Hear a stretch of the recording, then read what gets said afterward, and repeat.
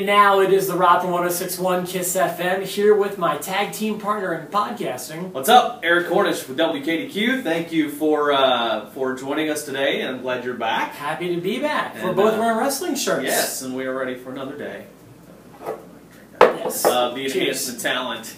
Sometime in the middle of this video today, you got to watch the whole video. We're going to give you your final keyword that'll give you a chance to win 6 months of the WWE Network. So be watching for that. That's coming up. Not a lot going on. I mean, we covered a lot of the stuff, but, you know. Yeah, you covered SummerSlam. SummerSlam and NXT and that kind of stuff we kind of covered. So so now as we get back into Night of Champions, of course, we got Sting on the way. We've got a lot of things happening, which we didn't talk about the Phenomenal Raw, which... Boy, I mean, just a quick review of that. Here's my review of it. I wish some of that stuff would have happened on SummerSlam. I agree. The Raw after was much better than SummerSlam. Yeah, it was totally like an after Mania Raw. But, yeah. Between the Dudleys and between Sting and the new member of the Wyatt family and well-placed, just a lot of good stuff. So all in like different hours. It was a well-paced show. We'll see if they keep it up tonight. We'll see. But anyway, today we kind of just had a random topic to throw at you, and it's something that we were discussing earlier today, and I'm pretty excited about this. The way this came about was funny. You were saying that you think the show American Ninja Warrior should do a WWE week? Yeah, I think so. We were watching it yesterday, and I was like, man, this show's a great show. And my kids love watching it. My dad watches it a lot. And I'm not a regular viewer, but after I started watching it, I was like, it's an NBC Universal show. Maybe get some of the guys, of course you don't want to show anybody up, but I'm thinking, who would be good on this? I'm thinking, Seth Rollins would probably be a good... oh, yeah, he does all that CrossFit stuff. I think he would do well on the show. If John Morrison was still there, I mean, he would be a good guy choice. for sure. But, I don't know, maybe a guy like Dolph Ziggler, Neville. Neville looks like he would be a guy to... But anyway... Neville might actually be a ninja. Yeah, he might be. Who knows? My wife was like, Brock Lesnar? I'm like, no, I don't think that would work. He'd probably find himself bloody just from getting on an obstacle. I don't know how that happens. During the... But anyway, so let's talk about some of the other TV show appearances throughout the years that wrestlers have appeared on that stick out in our memory. Yeah, when wrestlers cross into other TV shows, I think is a fun topic. The first one that comes to my mind, I don't know why, but the first one out of my mouth this morning was Family Feud. Me too. I absolutely loved that when the WCW was kind of partnered with them at first. Yeah. But WWF did some too. Right. And wasn't it always, heels versus faces? Sometimes it was, I think when it was WCW, I think it was them against like the Playboy Playmates. Or maybe like the Gorgeous Ladies of Wrestling from time to time. It was weird because I do remember Jim Ross like captaining the team, and Sting was there, and Flying Brian and Tom Zink and Brad Armstrong or somebody like that. Yeah, I don't know if I can tell you everyone who's been on the show, but I believe the Nasties have made an appearance. They did, and the Mountie, I think, Jimmy Hart, and then that's what kind of transitioned into the WrestleMania match at WrestleMania 8, which I was there in Indy, right? Where Ray Combs, who's the late host of Family Feud, and by far the best, in my opinion. He's one of the best. Absolutely, I think he gets overlooked. But yeah, that match where it was like the Family Feud, you had the Nasties and Repo Man and Mountie against, I think it was Duggan and Slaughter and Big Boss Man Virgil. I think was the. I wonder why that was the first of both of our heads. I don't know, but Family Feud was just a big show back then. A show I've always enjoyed. It was really good, and Ray Combs was a big wrestling fan, so it was kind of neat to have him in the middle of all of that. You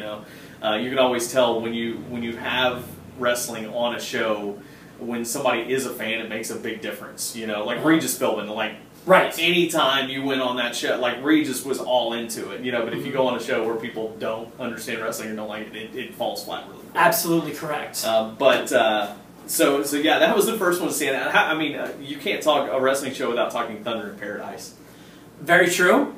A very important show in wrestling history because that's what got Hogan over to WCW. And him and his big speedboat and saving the day. I've never watched an episode of that show. Yeah, it was. I did watch it for a bit. That was interesting. Also, kind of transitioning into that Baywatch. I was going to say the same thing. That you can't say the same thing without mentioning Baywatch. Wasn't it like a Bash at the Beach kind of feud, a steel cage? Well, they actually used footage from Bash at the Beach in the show. That's what it was. And it was like you had Hogan and Vader and Savage and I think Flair. I think Kevin Sullivan was a part of that show. Right. So it was, that was something different. All right, should we tell them the code word now? Yeah, let's give them the code word, which is Baywatch. All one word. One of the best appearances, I think, with Wrestling Time with Baywatch. So there you go. They won't let you out of their sight. I'll be there. Go ahead. Remember the appearance, it was a WWE, I forget if it was a day or a week, but on The Weakest Link? Yes. And Booker T, the question had something to do with, like, this February holiday, and Booker said Thanksgiving. Oh, gosh. Or something like that. I don't remember exactly how it went out. Didn't Kane, like, school everybody on that show, though? Forget what it was. I think Kane was still in his mask, and I think he just completely annihilated everybody. Can you imagine him in his mask? Yeah, he was in his mask. This was before he ever lost his mask. The same deal with Deal or No Deal. Remember, you had Sign Guy. Our buddy Rick was on that show, and his people that he had with him were all WWE superstars. I forgot who was on there. It was Rick, Sign Guy. No, but who were his friends? I don't know. I want to say like Randy Orton, and there was a couple other guys were just like wrestlers that were his panel of friends. Yeah. Okay. So that was fun. And there's one show where. I don't think you even knew about this show. I brought it up a little while ago, and I don't know how I remembered it. It just popped into my brain, and we're going to show you. I'll leave a clip of the intro below.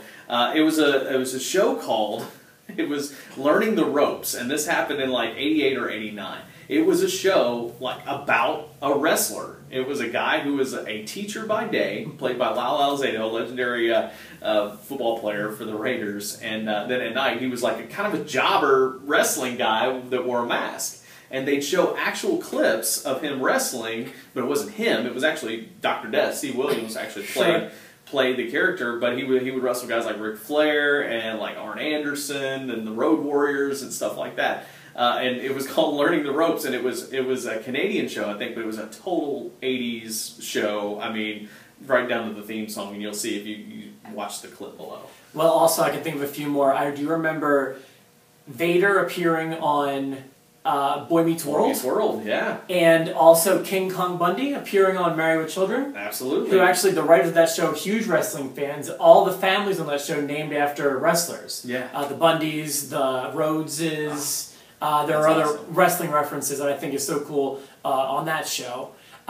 There's more. I had more. There's tons of them, but so there's just great. Some good, some bad, a lot just cheesy. Oh, how about this? Family Matters.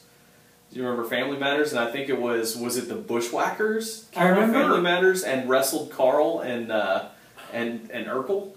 I remember Urkel going on American Gladiators. There was that too, but I'm pretty sure they wrestled, and I think they wrestled the Bushwhackers. That could be. What about all the appearances on The Tonight Show with Jay Leno? A lot of, yeah. That led to a match at Hog Wild or Road Wild or whatever it was.